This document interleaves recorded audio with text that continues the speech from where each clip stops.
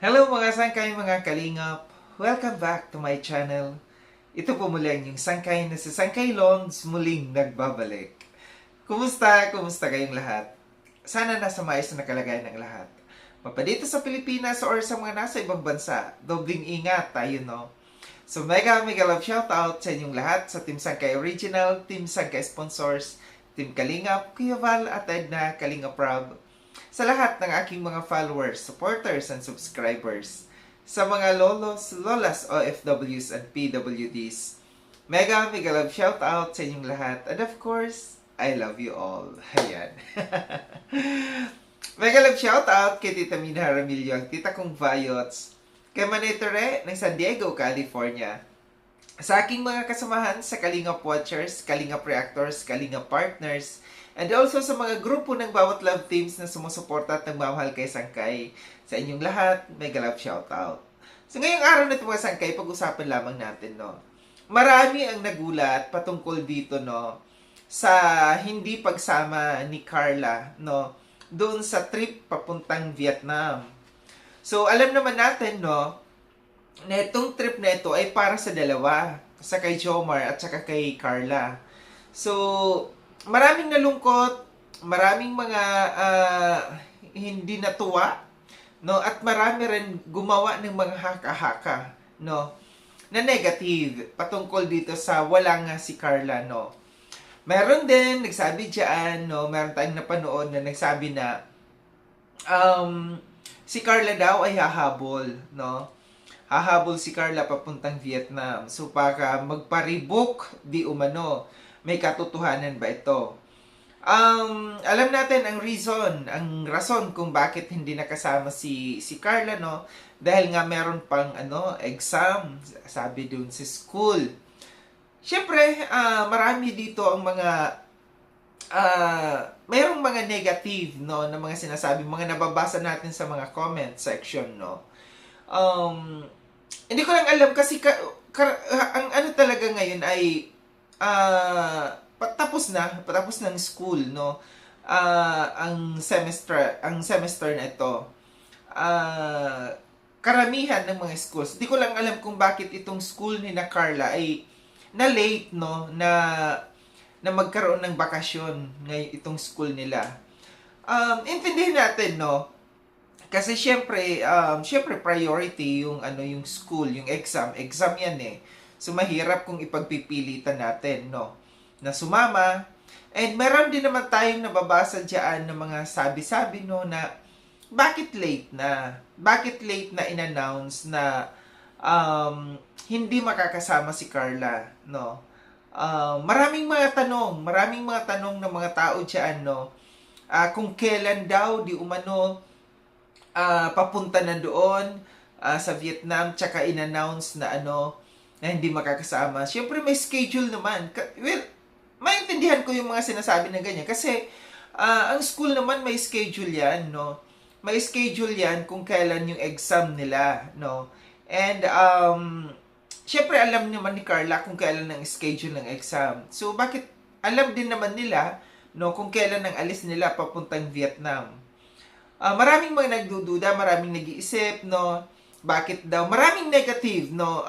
Sana hindi bigyan ng kahulugan, no, ang lahat ng mga ito. Ito'y inaano ko na lamang, no, binabanggit ko lamang dito, na bakit daw si Carla sa tuwing may mga event, no, halos karamihan ng event, kagaya sa Velvet Box, pag may event, wala rin si Carla nung mga nakaraan. Ito lang ang sasabihin ko sa inyo.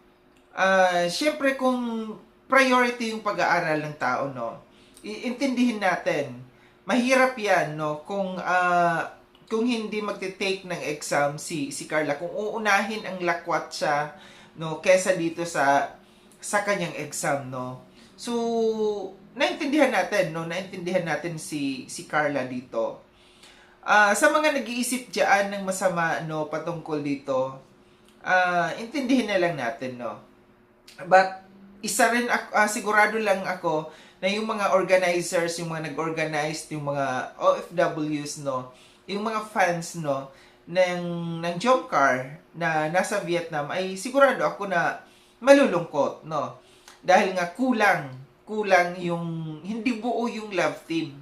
Hindi buo yung Jomcar, no? Si Jomar lang yung nandoon.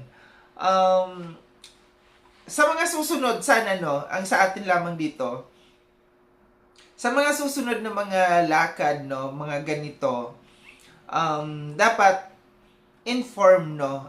Dapat maayos yung schedule talaga, no? Kasi mahirap yung mga OFWs na umaasa, na nandoon umaasa, no? Na makikita nila ang kanilang iniidolo. Siyempre, pinaghandaan nila yan, no? Mahirap yung ganon. Pero, meron tayong ano dito. Meron naman tayong pero dito. Kung sakali man, no, si Carla ay susunod. Kasi yun yung mga balibalita, sinasabi diyan, no, na si Carla daw ay susunod, hahabol, papuntang Vietnam. Siyempre, ilan days ba sila? 5 days ba sila doon? Ngayon, day 1 pa lang naman sila do. So, may ilang araw pa. Na baka, malay natin, mamayang gabi, lumipad, papunta doon si Carla. Mabubuo. 'Di ba? So wag tayong mag-ano muna. Sa mga ano diyan, sa mga followers ng Jomcar, no, na nandiyan dyan sa Vietnam na gusto nila makita na buo itong love team na ito. Huwag kayong mawalan ng pag-asa hanggat nandiyan dyan pa ang Team Kalingap. Hanggat nandiyan dyan pa ang grupo sa Vietnam, no. Huwag kayong mawawalan ng pag-asa dahil who knows, di natin alam, bigla na lang sumipot dyan si Carla. Ayan, binibigyan ko na kayo ng pag-asa, ha. Huwag malungkot, no, sa mga fans din dyan, ng mga viewers, no. Ipagdasal natin, no, sana dumating ang, ano, bigla na lang magkaroon ng milagro, di ba? Nandoon, nagsosolo na bumibiyahe papuntang Vietnam si Carla. Sana matapos kagad ng exam ni Carla at sana, no, makahabol. Kasi sa totoo lang, kahit ako din, no, kung ako yung isang OFW, no, na umasa ako na makikita ko yung buo, yung love team na iniidolo ko, na makikita, bihira lang to eh, minsan lang ito na sila ipupunta doon, sila yung mismong dadalaw sa mga OFWs doon, no. Minsan lang ito, kaso nga lang, ang ano dito, sa nangyaring ito, no, sa nangyaring ito, alam ko na maraming nalulungkot. Huwag tayo mawala ng pag-asa. Ulitin ko. Huwag mawala ng pag-asa. Mayroon pang ilang mga araw, no, na baka makahabol naman si Carla. So, ito lang aking reaction patungkol dito, no, sa mga gumagawa ng mga negative, no, ng mga nagko-comments diyan, ng mga negative. Hindi kasi natin maiwasan na walang magko-comment ng mga ganyan na, kesyo, bakit hindi daw ba alam yung schedule? Kesyo, bakit laging wala si Carla, no? Meron daw bang problema sa dalawa? Bakit hindi pinaalam kaagad? Alam niyo, yung mga haka-haka ng mga ganyan, yung mga negative, no, na mga pag-iisip ng mga yan, isipin na lang natin. Ito lang yung ano natin. Dalawa lang yung isipin ninyo. Una, syempre priority yung pag-aaral, no. Mahirap naman, no, na uunahin, gaya na sabi ko, uunahin ang lakwatsa kesa doon sa exam. Pangalawa, mag-antay kayo, malay ninyo, dumating doon si Carla, lumipad papunta doon si Carla sa Vietnam na siya lang mag-isa. Di ba? Ulitin ko, hanggat hindi pa natatapos, hanggat hindi pa umuwi ng daet, no, yung Team Kalingap, hanggat nandoon pa sa Vietnam, may pag-asa pa. Yun. So, maraming salamat mga sangkay sa panonood. Sa mga hindi pa nakapag-subscribe, kaya sangkay lang, subscribe niyo na po ako. Click yung notification bell para updated kayo sa lahat ng mga videos na aking gagawin. Like and share itong video na itong mga sangkay. Kita-kits tayo ulit sa susunod na video na aking gagawin. Ingat kayo sa dako ng mundo bang kinaroroon. Paalam ng mga sangkay, mga kalinga, paalam.